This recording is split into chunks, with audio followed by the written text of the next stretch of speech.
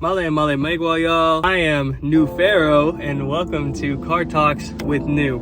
Today we're going to be talking about toxic masculinity. What I would usually refer to this as is distorted masculine energy. Now, before you get like, whoa, this is some real stuff, okay? And this pertains to what we consider to be toxic masculinity. First of all, what is it? I would initially try to narrow this down, but I think that what we need to realize is this applies to everyone. That's why some people, they're like, why do we call it toxic masculinity?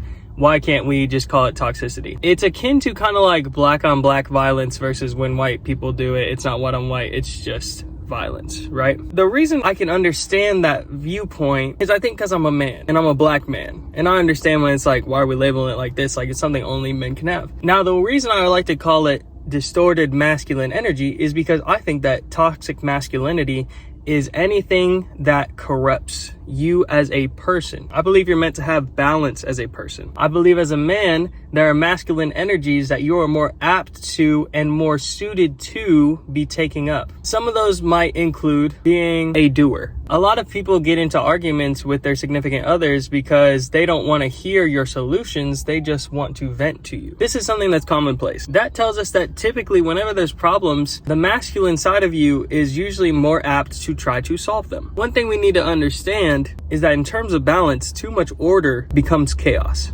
Because too much is the key word here. Everything in moderation is going to be an important phrase for your life and for this video. Too much order, too much structure leaves you rigid and stuck. When things break, they're either too brittle because they're too stiff, or they're too flimsy and they can be torn. Too much chaos is being too flimsy. Too much order is being too brittle. When a man needs to control everything in his life, including the uncontrollables, that leads to resistance. Control breeds resistance, and that resistance will show up in yourself. And so if a man is trying to control every aspect of life because he is too far gone into that masculine energy, then it becomes distorted, and you will see that he often lacks self-control because he cannot control these other external factors, nor is he at peace with the fact that he can't control these external factors. And so he acts in a way that is irrational. Can there ever be a circumstance logically that lying could save someone? Yeah, and if you're steeped in sin, you're likely to live in circumstances like that. I'll give you an example. If you're like in like Nazi Germany, and it is the case that there's like Jewish people in your attic and you're trying to protect them, example. Would you lie to like the Nazis? I would have done everything I bloody well could so I wouldn't be in that situation to begin with.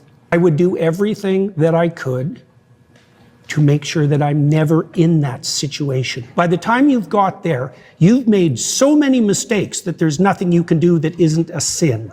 Being born in Nazi Germany and trying to protect people that you care about. Women can have toxic masculinity as well. We call it distorted masculine. And a woman's distorted masculine energy will look differently than a man's, but it will be the same core concept. Hyper, too much individuality, not leaning on anyone or anything, making a whole gender, a whole sex, the enemy of progress. We'll get back to this in a second. All right, welcome back. I'm driving for real now. Does that mean that I don't want a strong, independent woman?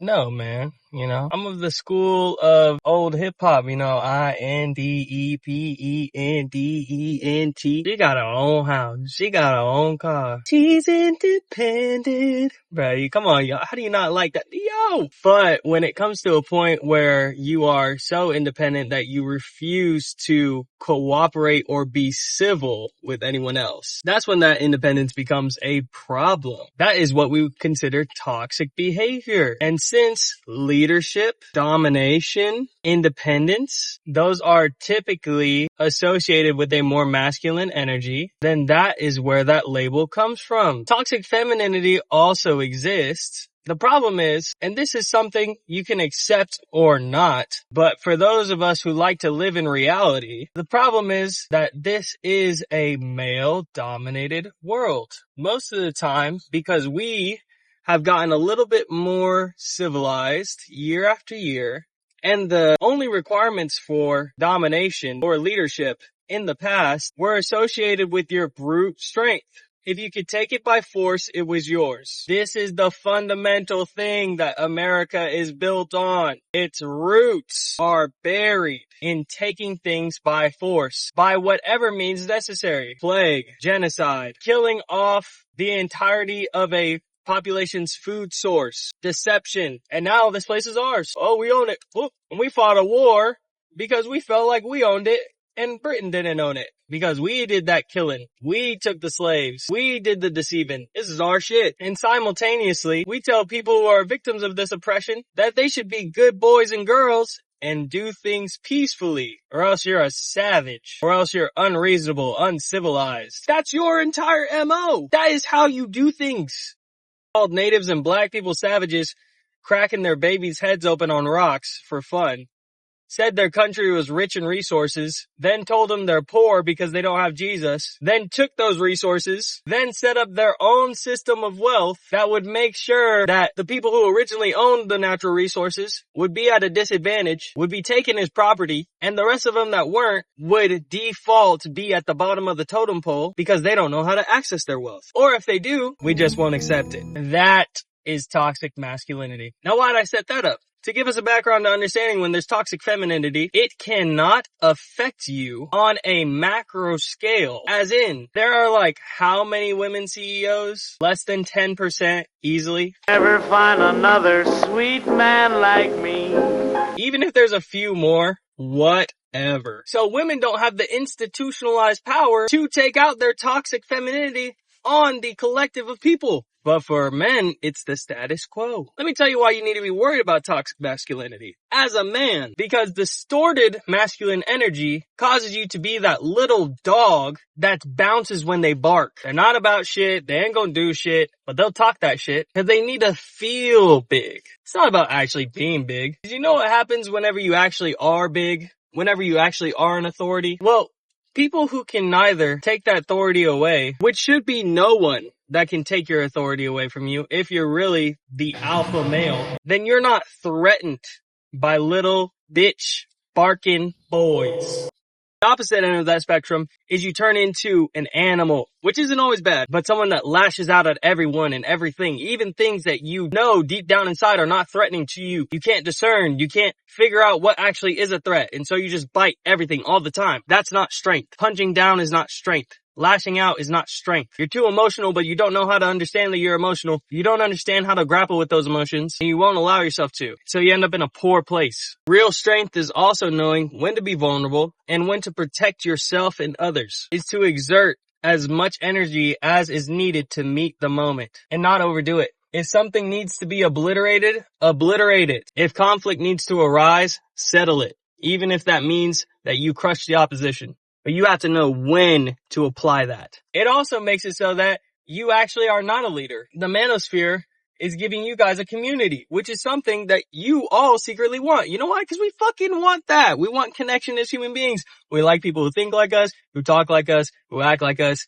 And if you're lucky, or if you weren't raised to not, you like people who think uniquely to yourself, who dress and eat and believe different things than you believe, because then you get to know a little bit more about this space rock that we're all on. And that includes women. When your masculinity is distorted, you view everything as a threat. And so in the name of leadership and in claiming back your strength, you clamor to be a part of a larger community that wants to condemn the other. Well, what happens, great leader, whenever there is no other? And then the group has to start picking apart themselves. That is where we're at. First, they'll blame the women. We'll blame society. But ultimately, it'll be left in your hands. You weren't strong enough. You were too emotional. Even though anger, shame, embarrassment, melancholy, those are all emotions. You experience them, whether you'd like to admit it or not. So this whole, we need to cater to our emotions and that's wrong. Listen, you show us your emotions. You show us your emotions all day, every day, no matter what. Whether you are ignorant to that fact or whether you are accepting of that fact is what makes the difference between something being toxic and something being healthy. You cannot deny reality. Toxic masculinity leaves you detached out of fear that you might be ostracized. So you ostracize yourself. If anybody's watched Star Wars, you know that fear leads to anger. You get angry that you're being ostracized, even if you're doing it to yourself. Trying to be the alpha male or the sigma male. Trying to be the outlier. But you don't want to be the outlier. It causes you to lie to yourself. Deception. And that anger leads to hate of everybody else outside of you because you don't know what's going on inside yourself because you have not been given the tools nor accepted to be able to work through these things. And hate is the path of the dark side. So anyways, that's been Car Talks with New. We might do another video on toxic masculinity a little bit more in depth. I was just kind of breaking it down a little bit, kind of ranting, but I hope you enjoyed this video. If you have, please sure to like and subscribe. We're only growing every single day. Thank you guys for your support. Comment what you'd like to talk about. As always, if nobody's told you today or if everyone has, just know that I trust you. Keep being your best self. I'm proud of you and I love you. And as always, God bless, Wall love, Yah guide, and be new or whatever you'd like to be. And I will see you all on the next video.